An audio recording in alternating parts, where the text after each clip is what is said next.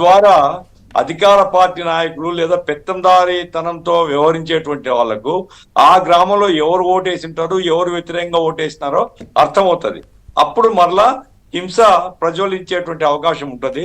కాబట్టి ఇప్పుడు ఈ యాక్షన్స్ అన్ని కూడా స్ట్రిక్ట్ గా తీసుకొని కంట్రోల్ చేస్తే 4వ తేదీ తర్వాత కూడా వ్యవస్థను మనం కాపాడవచ్చు, శాంతి భద్రతలను కాపాడవచ్చు, సామాన్య ప్రజలను కాపాడవచ్చు.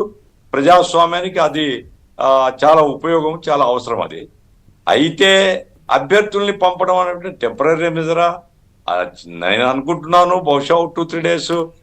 ఇప్పుడు పిన్నెల్లి రామకృష్ణారెడ్డి హైదరాబాద్ లో ఉన్నట్టుగా ఆయన మెసేజ్ పెట్టినాడు, నేను ఎక్కడ పారిపోలేదు, అజ్ఞాతవాసంలోకి పోలేదు, పనుల కోసం. అతను పర్మిషన్ తీసుకొని పోవచ్చు కదా. ఎస్పీ గారికి ఒక రిప్రజెంటేషన్ ఇచ్చి నాకు సొంత పనులు ఉన్నాయని నేను హైదరాబాద్ లో వెళ్ళకూడదు కదా. వెళ్ళకూడదు కదా. అదే బాధ్యతారహితం. నువ్వు అట్లా తప్పించుకొని పోయినావంటే ఇంకేం కుట్ర చేస్తావో, ఇంకేం ప్లాన్లు వేస్తావో అనేది అనుమానం ఎవరికైనా వస్తుంది కదా. కాబట్టి పోలీసులు పహారా కాస్తూ ప్రజల్ని కాపాడేటువంటి పద్ధతిలో కొన్ని చర్యలు తీసుకోవచ్చు. కానీ ఇప్పుడుండేటువంటి పరిస్థితిలో ఏ ఎస్పీ కూడా ఇక ప్రతిపక్షాలకు వ్యతిరేకంగా చర్యలు తీసుకునేటువంటి ధైర్యము ఎవరికి ఉండదండి. ఎందుకంటే ఆఫ్టర్ ఆల్ వాళ్ళందరూ ఉద్యోగస్తులే. వాళ్ళు ఏదో ఫేవర్ కోసం పనిచేసే వాళ్ళు తప్ప ఉద్యోగాలు పోయినా పర్వాలేదు అనుకునే వాళ్ళు ఎవడుంటాడు. కాబట్టి మనం చూద్దాం, ఒక 1 week లోగా మొత్తం సెటరేట్ అవుతుంది అనుకుంటున్నాను. పోలీస్ వ్యవస్థ ఇదే పద్ధతిలో అలర్ట్ గా ఉండి రేపు 4వ తేదీ నాటికి ప్రజల మీద ఎక్కడ ఓటర్ల మీద కానీ ప్రతిపక్షాలకు ఓట్లు వేసిన వాళ్ళ మీద కానీ దౌర్జన్యం జరిగితే మాత్రం అది పూర్తిగా వైఫల్యము, ఈసీ వైఫల్యంగా ఉంటుంది, ఎలక్షన్ కమిషన్ యొక్క వైఫల్యంగా ఉంటుంది. ఆ రకమైనటువంటి జాగ్రత్తలు తీసుకోవాలనేసి మనం కోరుదామనేసి నేను అభిప్రాయపడుతున్నాను.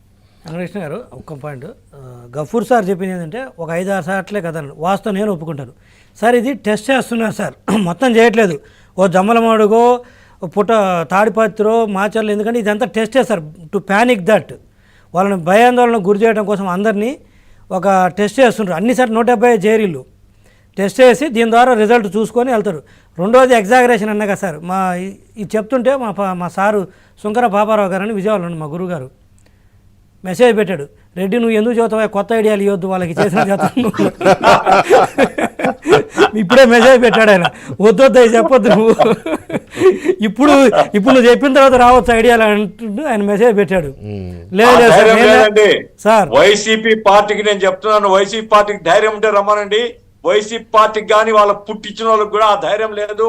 వ్యవస్థను సవాల్ చేస్తే ఛత్తీస్గఢ్ లో ఎట్లయితే ఈ రోజు కాల్చివేయబడుతున్నారో ఆ రకంగా జరుగుతుంది. అంత ధైర్యం చేసే పరిస్థితి ఈ రాష్ట్రం లేదండి. ప్రజలు కూడా ఊరుకోరు, ప్రజలు కూడా నేను కోరుకుంటున్నా సార్.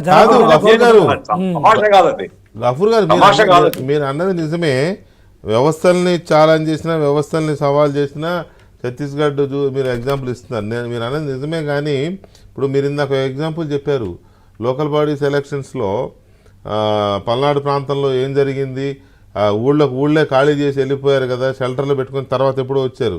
అలాంటి ఎక్స్పీరియన్సెస్ ఉన్నాయి కదా. మరి అయినా ఈ ఎలక్షన్కి ఎవరెవరు అక్కడ అసాంఘిక శక్తులు ఉన్నాయి అని పోలీసులు ముందే వాళ్ళని ఎందుకు బైండ్ ఓవర్ చేసుకోలేదు, వాళ్ళని డిటైన్ చేయాలి కదా. ఇది నేను అనేది అదే, ఇట్లాంటి తాడిపత్రి ఏరియాలోనూ ఉంటాయి, ఇట్లాంటి తిరుపతి ఏరియాలోనూ ఉంటాయి, పొంగనూరులో ఉంటాయి, మీ ఏరియాలోనూ ఉంటాయి, అన్ని చాలా చోట్ల ఉన్నాయి. ఈ పాకెట్స్ అన్ని ఐడెంటిఫై చేసుకోవాలి కదా. చేయలేదు అంటే అయితే ఫెయిల్యూర్ అన్న అయి ఉండాలి, లేదా ఉద్దేశపూర్వకమైన అయి ఉండాలి. సార్ గఫూర్ సార్, మన మాచర్లలో మధ్యాహ్నం పూట వెంకటేష్ గారు, మన మాచర్లలో మధ్యాహ్నం పూట ఐరన్ రాడ్స్ పట్టుకొని, బాంబులు పట్టుకొని 300 మంది ఏం చేశారు సార్?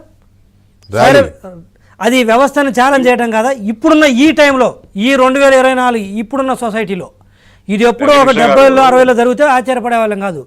అంటే దాని అర్థం ఏంటి? కేంద్ర బలగాలు ప్రభావం చేస్తాయి, అట్లా చేశారు వాళ్ళు ఆ రోజు. చెప్పండి sir. Local body elections will be conducted by the state election commission under the state supervision. అవును, ఇప్పుడు ఇది కాదు కదండి. General elections will be conducted by the election commission of India under the central intervention, central supervision. కాబట్టి central forces కు ఉండేటువంటి శక్తి గాని, central forces ఒక్కసారి విరుచుకుపడితే పిన్నెల్లి రామకృష్ణారెడ్డి లేదా ఏ పోటుగాళ్ళు మొగోళ్ళు ఉంటున్నారో లాగులు తడిచిపోతాయి వాళ్ళవి. అట్లా అంత ధైర్యం ఉండేవాడు మొగోడు ఈ రాష్ట్రంలో ఎవడు లేడండి. ఈ రాష్ట్రంలో అంత మొగోడు ఎవడు లేడు ఈ రాష్ట్రంలో. కాబట్టి అలర్ట్ గా ఉండి ఇంపార్షియల్ గా ఉంటే చాలు. రైట్. భానుప్రకాష్ రెడ్డి గారు, ఇప్పుడు ఈ దాడులను ఎదుర్కోవడానికి ప్రతిపక్షాలు ఏ మేరకు సిద్ధంగా ఉన్నాయి? పర్టికులర్గా కూటమి.